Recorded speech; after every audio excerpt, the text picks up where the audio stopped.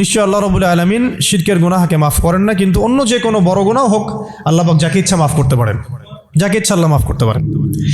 এখন এই শিরকের পাপ থেকে বাঁচাবে কোন সূরা?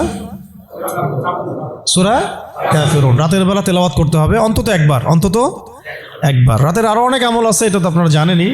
অন্তত পক্ষে এই আমলগুলো করবেন। সূরা ফালাক, নাস, ইখলাস এগুলো পড়বেন। শেষ রাতে মোনাজাত করবেন, 2 রাকাত নফল হলেও পড়ার চেষ্টা করবেন। আল্লাহ পাক সবাইকে তৌফিক দান করেন। আর ঘুমানোর আগে সূরা বাকারার শেষের 2টা আয়াত পড়বেন বা 3টা আয়াত পড়বেন। সারা রাতের ইবাদতের নেকি হয়ে যাবে ইনশাআল্লাহ। 33 বার সুবহানাল্লাহ পড়বেন, 33 বার আলহামদুলিল্লাহ পড়বেন, 34 বার আল্লাহু আকবার পড়বেন। এছাড়াও তো আছে আল্লাহুম্মা বিইসমিকা আমুতু আহইয়া। এছাড়াও আরো অনেক দোয়া আছে, কয়েকটা বললাম। সূরা মুলক তেলাওয়াত করতে পারেন যদি সময় হয়, এবং করা উচিত, কারণ সূরা মুলকের তেলাওয়াত কবরের আযাব থেকে বাঁচাবে ইনশাআল্লাহ।